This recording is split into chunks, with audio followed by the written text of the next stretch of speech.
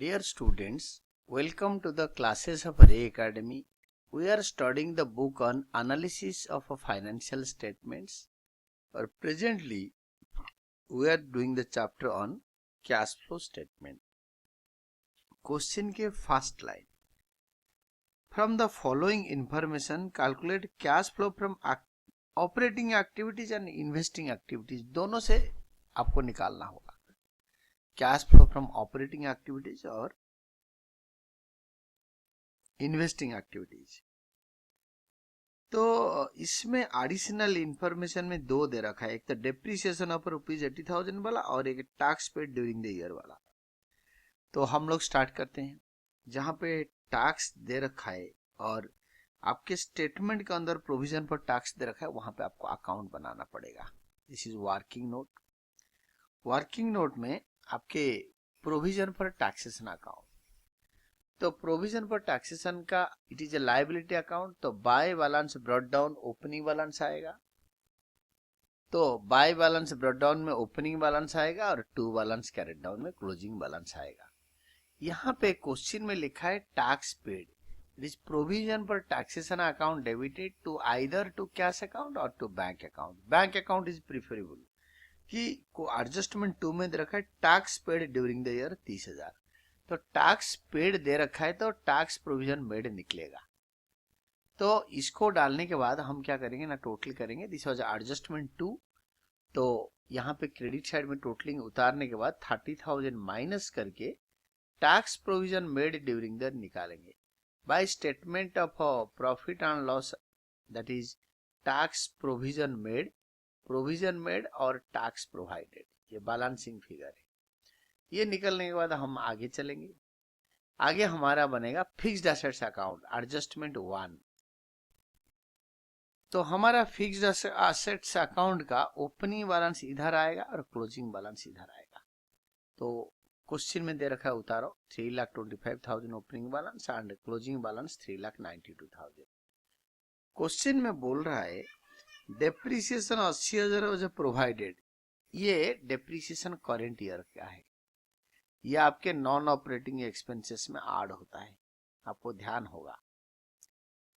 Then इसके बाद by statement of profit and loss on sale. ये क्वेश्चन में दे रखा है, लिखा है there are 65,000 sold at a loss of 8,000. 8,000 loss में बिका. तो बिका कितने में? तो बाय बैंक अकाउंट सोल्ड. ये सोल्ड वैल्यू कैसे आया ना. 1,05,000 का मशीन था, उसमें 65,000 एक्यूमुलेटेड डेप्रिसिएशन हो रखा है. तो 1,05,000 माइनस 65,000 इज इक्वल टू 40,000. 40,000 का मशीन 8,000 लॉस में बिक गया. 40,000 का मशीन अगर 8,000 लॉस में बिका तो बिका कितने में? 32,000 में बिका. It was sold at 32,000. तो बाय कैश अकाउंट सोल्ड हो गया 32,000. तो ये बिक गया आपके 32,000 में. 32,000 में बिकने के बाद तो जो एक्यूमुलेटेड डेप्रिसिएशन था इधर पोस्टिंग नहीं होगा फिक्स्ड एसेट अकाउंट में, इसीलिए क्योंकि फिक्स्ड एसेट नेट वैल्यू में दे रखा है और आपके स्टेटमेंट के अंदर कोई एक्यूमुलेटेड डेप्रिसिएशन अकाउंट है ही नहीं. Now the adjustment is over. Credit side को टोटल करो, उसको डेबिट साइड में लो और 3,25,000 माइनस करो. आपके निकलेगा टू कैश अकाउंट परचेज्ड, यानी फिक्स्ड एसेट परचेज्ड ₹1,87,000. ये बैलेंसिंग फिगर. ये इन्वेस्टिंग एक्टिविटी से माइनस होगा, ये इन्वेस्टिंग एक्टिविटी में ऐड होगा. ये दोनों नॉन ऑपरेटिंग एक्सपेंसेस है, नॉन ऑपरेटिंग में दोनों ऐड होगा. This is all about this account. जब वो सब कर रहे होंगे मैं इस अकाउंट को ले जाऊंगा, आपको वहां दिखाऊंगा once more. Then main statement fair note में आओ और cash flow statement for calculation of cash flow from operating activities वाला करेंगे. फिर नेक्स्ट पेज में हम फाइनेंसिंग इन्वेस्टिंग एक्टिविटीज वाले करेंगे. तो यहाँ पे पर्टिकुलर्स डिटेल्स अमाउंट 3 कॉलम बन गया. तीनों कॉलम में आपके लास्ट 2 कॉलम आपके रुपीज के लिए, तो रुपीज के सिंबल लिखो और आपके नेट प्रॉफिट आफ्टर टैक्स दे रखा है क्वेश्चन में, आप एकदम ध्यान से पढ़ो। ये जो सरप्लस दिया होता है दिस इज ऑलवेज आफ्टर, अगर बिफोर दे रखा है तो अलग बात है। यहाँ पे closing profit minus opening profit, current year minus last year. तो इस साल प्रॉफिट कमाया 3000, ये आफ्टर है। आड टैक्स एंड अप्रोप्रिएशंस या टैक्स एंड एक्स्ट्राऑर्डिनरी आइटम्स। यहाँ पे प्रोविजन फॉर टैक्स, ये जो क्वेश्चन में देखा टैक्स पेड, टैक्स प्रोवाइडेड, ये 30,000 हमने निकाला था। टैक्स प्रोवाइडेड कैसे निकाला था, देखो ऐसे निकाला था, ये 30,000, दिस इज टैक्स प्रोवाइडेड, ये वाला, ये बैलेंसिंग फिगर था, ये एडजस्टमेंट 1 है, आपके वर्किंग नोट 1। तो now you can see this, ये ऐसे आया, दिस केम लाइक दिस, ये टैक्स प्रोवाइडेड, टैक्स प्रोवाइडेड, इसीलिए ये अकाउंट बनाया था। नाउ इसको फाइनल कॉलम में लिखो और ऐड करो। You are getting net profit before tax and extraordinary items 3,30,000। Add non operating and non cash expenses. इसके अंदर से डेप्रिसिएशन चार्ज और प्रोवाइडेड ड्यूरिंग द ईयर, यह आपको दे रखा है क्वेश्चन में 80,000 फर्स्ट लाइन में। ये इधर आएगा फिक्स्ड एसेट अकाउंट में, यहां लिख रखा है, सी दिस वन। और नेक्स्ट आइटम आपका ये है, ये तो 80,000 ऐसे हमने ऐसे पोस्ट कर लिया। मैं आपको एक बार और दिखा देता हूं, this is just like this.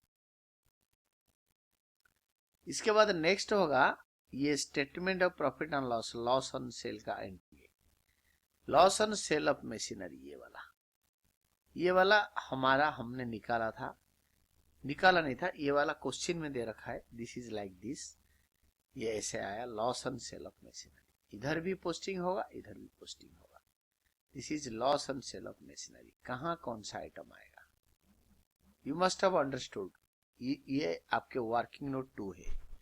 You can सी, अभी ये दोनों को टोटल करके फाइनल कॉलम में लिखेंगे 88,000, यहाँ 88,000, और ये दोनों को ऐड करके यहाँ, this is net profit before working capital changes. Then add decrease in current asset, increase in current. Question पढ़ो, बिल्स पे इंक्रीज हो रहा है तो इंक्रीज आपके ऐड होगा यहाँ पे, इसको फाइनल कॉलम में लिखो और ऐड करके यहाँ पे लिखो दिस इज बैलेंस। इसका रिवर्स लेस हो जाएगा नेक्स्ट पेज में, less increase in current asset and decrease in current liability. Question पढ़ो, यहाँ पे दे रखा है करेंट एसेट्स, करेंट एसेट्स में इन्वेंटरीज एंड ट्रेड रिसीवेबल आपके बताया है, ये करेंट एसेट क्या क्या है। अगर कैश एंड कैश इक्विवेलेंट या करेंट इन्वेस्टमेंट होता तो आता नहीं यहाँ पे, तो ये है इन्वेंटरीज एंड ट्रेड रिसीवेबल्स, इसीलिए इधर आएगा। तो ये आपके इंक्रीज हो रहा है, इंक्रीज हो रहा है तो इधर लिखेंगे और फाइनल कॉलम में लिखेंगे 60,000। तो इसको लेस करके आपके आएगा 60,000। Cash generated from operations, cash generated from operations 4,68,000। Then इससे लेस इनकम टैक्स पेड, जो इनकम टैक्स पेड क्वेश्चन में टैक्स पेड दे रखा है वही वाला, फिर भी आपको दोबारा दिखा देता हूँ, दिस इज टैक्स पेड। ये आया कहां से टैक्स पेड, इधर ये क्वेश्चन में दे रखा है टैक्स पेड, ये वाला 2 जगह पे आया। तो ये क्वेश्चन में दे रखा है, हमारा प्रोवाइडेड निकला था। तो अभी now what I can show you, ये ऐसे है टैक्स पेड, देखो see, this is tax paid, you can see ये टैक्स प्रोवाइडेड है, ये टैक्स पेड है। ये टैक्स पेड आपका मतलब क्वेश्चन में दे रखा है टैक्स पेड 30,000, तो माइनस करके आपके आएगा cash flow from operating activities. ये 1 पार्ट का आंसर है, यहाँ पे प्लस में आया है। और cash flow from investing activities के लिए ये वाला cash flow from investing activities, format अलग अलग कर दो, details amount with rupee symbols, 3 column. और यहाँ पे आपके मशीनरी सोल्ड, ये कहाँ से आया था, ये मशीनरी सोल्ड यहाँ से हमने निकाला था, क्योंकि 1,05,000, 1,05,000 आपके दे रखा है एसेट के वैल्यू, इससे एक्यूमुलेटेड डेप्रिसिएशन गया 65,000, वो लिखेंगे नहीं एक्यूमुलेटेड डेप्रिसिएशन, तो बचेगा आपका 80,000 का, नहीं आपके बचेगा 40,000 का। ये 40,000 का मशीन बोल रहा है कि 8,000 में बिक रहा है, 8,000 लॉस में बिक रहा है। 40,000 का मशीन 8,000 लॉस में बिक रहा है, तो कितने में बिक रहा है? तो 32 में बिक रहा है। ये 32 इधर से इधर आएगा।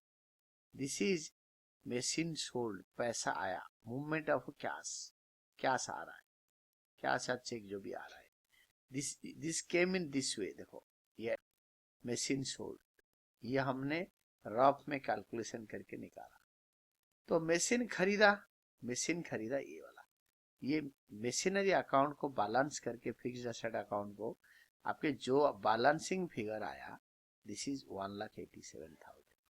ये इधर से यहाँ आ गया, पैसा बाहर जा रहा है, outflow, that is outflow of cash और कैश इक्विवेलेंट।